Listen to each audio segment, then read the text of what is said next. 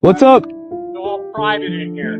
Oh, we're walking up the river. Get out of the river and get on the road. Well, We talked to police officers. You can call the cops if you want. We talked to them right down there at the playground. He said the state owns the water. Well, they don't. It's all posted.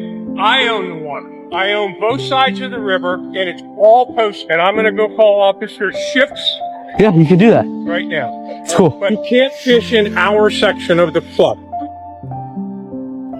How are you?